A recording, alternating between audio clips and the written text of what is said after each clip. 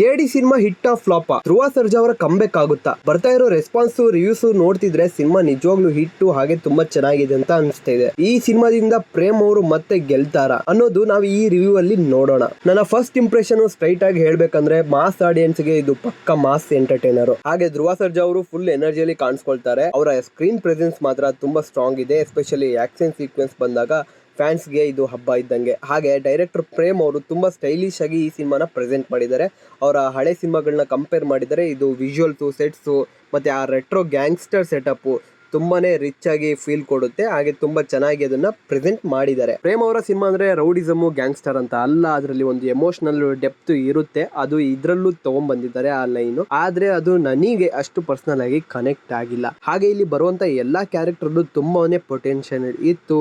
ಸಂಜಯ್ ದತ್ ಅವ್ರನ್ನ ಯಾಕೆ ನಮ್ಮ ಕನ್ನಡ ಇಂಡಸ್ಟ್ರಿ ಅವರು ಅಷ್ಟು ಪದೇ ಪದೇ ತಗೊಂತಿದ್ದಾರೆ ಗೊತ್ತಿಲ್ಲ. ಅದು KGF ಚಾಪ್ಟರ್ 2 ಪ್ರಭಾವ ಇರಬಹುದು. ಹಾಗೆ ಇಲ್ಲಿ ಬಂದಿರುವಂತ ನಮ್ಮ ಸಪೋರ್ಟಿಂಗ್ ರೋಲ್ಸ್ ರಮೇಶ್ ಅರವಿಂದ್ ಅವರು ಆಗಿರ್ಬೋದು, ಆಮೇಲೆ ಎಲ್ಲಾ ಕ್ಯಾರೆಕ್ಟರ್ ಆರ್ಕ್ ತುಂಬಾ ಚೆನ್ನಾಗಿದೆ. ಹಾಗೆ ನಮ್ಮ ಧ್ರುವ ಸರ್ಜಾ ಅವರ ಕಂಬ್ಯಾಕ್ ಆಗುತ್ತಾ ಇಲ್ಲೋ ಅನ್ನೋ ಪ್ರಶ್ನೆ. ಹಿಂದೆ ಬಂದಿರುವಂತ ಮಾರ್ಟಿನ್ ಸಿನಿಮಾ ಈ ಸಿನಿಮಾ ಹೋಲಿಸ್ಕೊಂಡ್ರೆ ಈ ಸಿನಿಮಾ ತುಂಬಾನೇ ಬೆಟರ್ ಆಗಿದೆ. ಸ್ಟ್ರೈಟ್ ಆಗಿ ಹೇಳ್ಬೇಕಂದ್ರೆ ಫಸ್ಟ್ ಹಾಫ್ ತುಂಬಾ ಡೀಸೆಂಟ್ ಆಗಿ ಬಂದಿದೆ. ಹಾಗೆ ಸೆಕೆಂಡ್ ಹಾಫ್ ಸ್ವಲ್ಪ ನಿಮ್ಗೆ ಸ್ಟ್ರೆಚ್ ಅಂತ ಅನ್ಸ್ಬೋದು, ಎಸ್ಪೆಷಲಿ ನಾನ್ ಮಾಸ್ ಆಡಿಯನ್ಸಿಗೆ.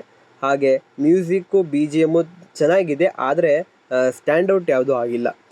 ಕೊನೆಯದಾಗಿ ಹೇಳ್ಬೇಕಂದ್ರೆ ಮಾಸ್ ಆಡಿಯನ್ಸ್ಗೆ ಇದು ಡೆಫಿನೆಟ್ಲಿ ಎಂಜಾಯ್ ಮಾಡ್ತಾರೆ ಈ ಸಿನಿಮಾನ. ಹಾಗೆ ಕಂಟೆಂಟ್ ಎಕ್ಸ್ಪೆಕ್ಟ್ ಮಾಡ್ತಿರೋರಿಗೆ ಇದು ಆವರೇಜ್ ಅಂತ ಅನಿಸುತ್ತೆ. ಲಾಸ್ಟಿಗೆ ಇದು ಔಟ್ ಆಫ್ 5 ನಾನಂತೂ 3 ಕೊಡ್ತೀನಿ. ನೀವು ಸಿನಿಮಾ ನೋಡಿದರೆ ನೀವು ಎಷ್ಟು ಕೊಡ್ತೀರಾ?